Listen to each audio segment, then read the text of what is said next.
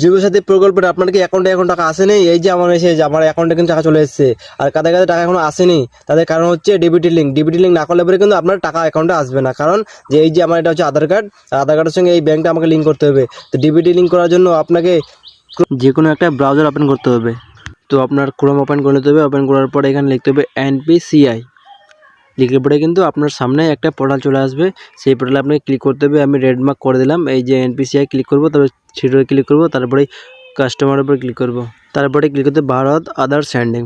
ওখানে ক্লিক করার পরেই আপনার আসবে আধার সেন্ডিং ডিসেন্ডেন্ট, আপনি ওখানে ক্লিক করবেন। ক্লিক করার পরেই আপনার যা 12 ডিজিটের আধার কার্ড নাম্বার আছে আপনি ওখানে তাই দিবেন, 3টা করে, 3, 4, 12টা নাম্বার সংখ্যা দিয়ে দেবা। দেওয়ার পরেই নিচের দিকে স্ক্রল করে সেন্ডিংয়ে ক্লিক করবা, ডিসেন্ডিংয়ে না কিন্তু, ঠিক আছে। তারপরে আপনার যে ব্যাংক আছে তাই ব্যাংকে ওখানে টিক করে দেবেন। যেমন আমার SBI, তো আমি SBI টিক করে দেব।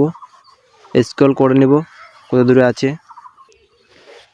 তো আমার অবশ্যই চলে আসলো স্টেট ব্যাংক অফ ইন্ডিয়া। তো আমি ওখানে ক্লিক করলাম, তারপরে ফ্রি সেন্ডিংয়ে ক্লিক করে দেবেন, ঠিক আছে। করার পরে আপনার এখানে ব্যাংকের অ্যাকাউন্ট নাম্বার দিতে হবে, ব্যাংকের অ্যাকাউন্ট নাম্বার উপরে দিতে হবে, নিচের দিকেও দিতে হবে। তো আমি ঠিকভাবে আপনাকে দেবেন, ঠিক আছে, নাহলে পরে কিন্তু আধার ডেবিটের লিঙ্ক হবে না কিন্তু, ঠিক আছে। তারপরে টিক চিহ্ন বসে ক্লিক করে দেবেন। তারপরে কিন্তু এটা হচ্ছে ম্যান ক্যাপচারটা কিন্তু আপনি ঠিকভাবে দেবেন, নাহলে আবার ব্যাক চলে আসবে। তো ক্যাপচারটা দেওয়ার পরেই আপনি সাবমিট করবেন। তারপরে স্ক্রল করে আবার অ্যাগ্রি অ্যান্ড কন্টিনিউতে ক্লিক করে দেবেন, ঠিক আছে। তারপরে কিন্তু আপনার এটা এখন হয়ে গেছে। ওকে করার পরেই এখন বলছে এখান থেকে ডিবিটি লিঙ্ক মানে হলো ডাইরেক্ট বেনিফিট ট্রান্সফার।